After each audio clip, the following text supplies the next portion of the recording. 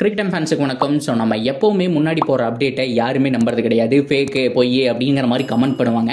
So after அதை realise பண்ணிட்டு வந்து பார்த்தோம் அப்படின்னா உண்மைதான் ப்ரோ அப்படிங்கிற மாதிரி கமெண்ட் பண்ணுறாங்க. ஸோ யாராக இருந்தாலும் ஃபஸ்ட்டு போய் செக் பண்ணிக்கோங்க உண்மையா இல்லையான்னு சொல்லிட்டு. ஸோ நம்ம முடிஞ்ச அளவுக்கு உண்மையான கண்டென்ட்டை போடுறோம். ஸோ இந்த வாரம் முழுக்க நம்ம ரோஹித் சர்மா பற்றி பார்த்தோமா. ரோஹித் சர்மா ஹர்திக் பாண்டியா அவங்களுக்குள்ள பிரச்சனை போயிட்டு இருக்குங்கிற விஷயம் எல்லாருக்குமே தெரியும். ஹர்திக் பாண்டியா டீல் கூட நம்ம ஃபர்ஸ்ட் டைம் போஸ்ட் பண்ணோம். ஸோ இப்போ இதெல்லாம் பொய் அப்படின்னு சொன்னதுக்கப்புறம் ஸோ ஆஃப்டர் 2 வீக் அப்புறம் அது கன்ஃபார்ம் ஆகி ஹர்திக் பாண்டியா மும்பை இந்தியன்ஸ் வந்துட்டாங்க. ஸோ மேக்ஸிமம் வெப்சைட்டில் கலெக்ட் பண்ணுற நியூஸ் எல்லாமே பார்த்தோம்னா பாசிட்டிவாக தான் இருக்குது. ஸோ அந்த வகையில் இப்போ என்ன சொல்லியிருக்காங்கன்னா, மும்பை இந்தியன்ஸ் கேம்புக்குள்ள மிகப்பெரிய பிரச்சனை, ரோஹித் சர்மாவுக்கும் ஹர்திக் பாண்டியாவுக்கும் சண்டை அப்படிங்கிற மாதிரி வீடியோ போட்டிருந்தப்போ அதெல்லாம் பொய். ஸோ இதெல்லாம் நம்பாதீங்க, வெப்சைட்டில் போகிற நியூஸ் எல்லாம் பொய் அப்படின்னு சொல்லியிருந்தீங்க. ஆனால் இன்னைக்கு என்ன நடந்திருக்கு தெரியுமா? இவ்வளோ நாள் ஃபாலோ பண்ணிட்டு இருந்த ரோஹித் சர்மாவும் ஹர்திக் பாண்டியாவும் 2 பேரையுமே ஒவ்வொருத்தவங்க அன்ஃபாலோ பண்ணிட்டாங்க. இந்த ஒரு விஷயம் சோசியல் மீடியாவில் வைரலாக போயிட்டு இருக்கு. இதுக்கு என்னதான் முடிவு அப்படிங்கிறத பார்க்கலாம். First of all Mumbai Indians சைடில் அவங்கள பொறுத்த வரைக்கும் பிளான் பண்ணிட்டாங்க. அடுத்த கேப்டன் ஹர்திக் பாண்டியா தான். ஸோ இந்த வருஷத்துலேருந்து அடுத்த ஒரு 10 இயர்ஸுக்கு அவரை பேக்கப் பண்ணணுங்கிற மாதிரி முடிவு பண்ணிட்டாங்க. ரோஹிட்டை பொறுத்த வரைக்கும் அவங்க விவரமாக செயல்பட்டாங்கன்னு சொல்லணும். Because after trade window close ஆனதுக்கப்புறம் ரோஹித் சர்மா கேப்டன் இல்லை, ஹர்திக் பாண்டியா தான் கேப்டனுங்கிற மாதிரி அனௌன்ஸ் பண்ணியிருந்தாங்க. பிகாஸ் ஏன்னா அதுக்கப்புறம் ஏதாவது பிரச்சனை வந்தால் கூட ரோஹித் சர்மாவை யாருனாலையும் ட்ரேடில் வாங்க முடியாது. ட்ரேட் விண்டோ க்ளோஸ் ஆயிடுச்சு அப்படிங்கிறதுனால ஸோ ரோஹித் சர்மாவை யாருனாலுமே வாங்க முடியாது. Player to player swap trade மட்டும்தான் இருக்கும். ஃபார் எக்ஸாம்பிளுக்கு ஒரு டீம்லேருந்து ஒரு பிளேயரை கொடுத்துட்டு ரோஹித் சர்மா வாங்கிக்கலாம். ஸோ அதே பட்ஜெட்டுக்கு அந்த மாதிரி ட்ரேட் மட்டும்தான் அவைலபிளே தவிர கேஷ் ட்ரேட் வந்துட்டு நோ அவைலபிள்ங்கிற மாதிரி சொல்லிட்டாங்க. ஸோ அதுக்கப்புறம் தான் கரெக்டாக ட்ரேட் விண்டோ க்ளோஸ் ஆனதுக்கு அடுத்த நாள் கேப்டன் ஹர்திக் பாண்டியா அப்படிங்கிற மாதிரி அனௌன்ஸ் பண்ணாங்க. ஸோ அப்போவே ஃபேன்ஸ் எல்லாம் காண்டாய் வந்துட்டு அன்ஃபாலோ பண்ண ஆரம்பிச்சிட்டாங்க. ஸோ ரோஹித் சர்மாவுக்கும் மும்பை இந்தியன்ஸுக்கும் நடுவில் சண்டை போயிட்டு இருக்குங்கிற விஷயம் தெரியும். இந்த ஒரு வருஷம் பல்ல கடிச்சிட்டு ஆடிதான் ஆகணும். அடுத்த வருஷம் மெகா ஆக்ஷனில் அவரை ரீடைன் பண்ண போகிறாங்களா? ஸோ அதை தாண்டி ஸோ அடுத்த வருஷம் கிடையாது, 2024 இந்த வருஷத்தோட கடைசியில் நவம்பரில் தான் வந்துட்டு மெகா ஆக்ஷன் வருது. ஸோ அப்போ கிளியராக தெரிஞ்சிடும் ஆர்சிபிக்கு போக போகிறாரா, இல்லை டிசிக்கு வந்துட்டு போக போகிறாரா, இல்லை வேற ஏதாவது ஒரு டீமான்னு சொல்லிட்டு. மேக்ஸிமம் அடிபடுறது ஆர்சிபி, டிசி இந்த 2 டீமில் ஏதோ ஒரு டீமுக்காக தான் ரோஹித் சர்மா விளையாட போறாருன்னு சொல்லிட்டு இருக்காங்க.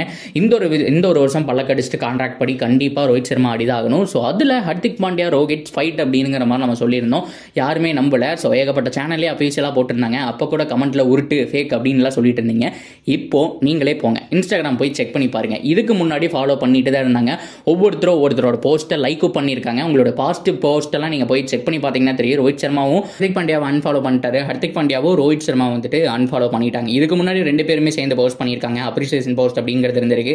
ஸோ 2 பேருடைய போஸ்ட்டுமே லைக் எல்லாம் பண்ணியிருக்காங்க. ஆனால் நேற்றைய தினம் ஈவினிங்ல இருந்து இந்த அன்ஃபாலோ நடந்திருக்குங்கிற மாதிரி ஸோ இன்ஸ்டாகிராம் தரப்புலேருந்து சொல்லியிருக்காங்க. இது உண்மையான விஷயம். இதுக்கும் வந்துட்டு உருட்டுன்னு சொல்லிட்டு 4-5 பேர் வருவீங்க. அவங்க எல்லாருமே தயவு செஞ்சு போய் படிங்க, நியூஸை படிங்க. ஸோ அதுக்கப்புறம் முக்கியமாக இன்ஸ்டாகிராமில் போய் நீங்களே செக் பண்ணுங்க. ஹர்திக் பாண்டியாவோட ப்ரொஃபைல்குள்ளே போங்க.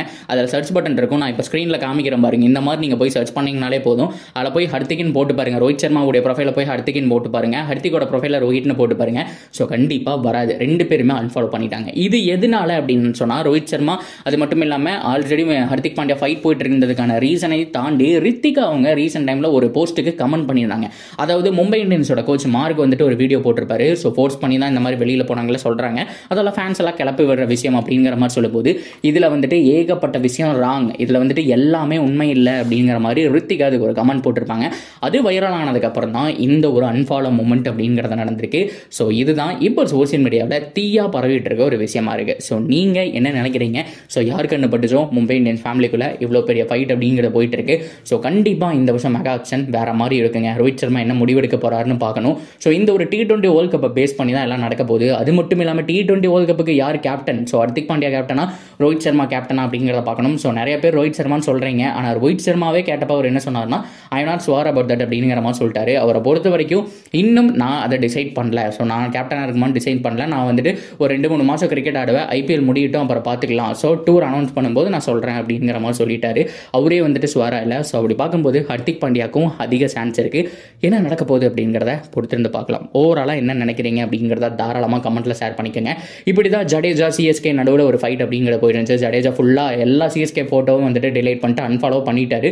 ஸோ அப்புறம் இந்த பேச்சுவார்த்தையெல்லாம் பஞ்சாயத்தெல்லாம் முடிஞ்சதுக்கப்புறம் பார்த்தோம் அப்படின்னா ஃபாலோ பண்ண ஆரம்பிச்சாரு. சேம் பும்ராவும் பார்த்தோம் அப்படின்னா மும்பை இந்தியன்ஸை ஃபாலோ பண்ணல, அன்ஃபாலோ பண்ணியிருந்தாரு.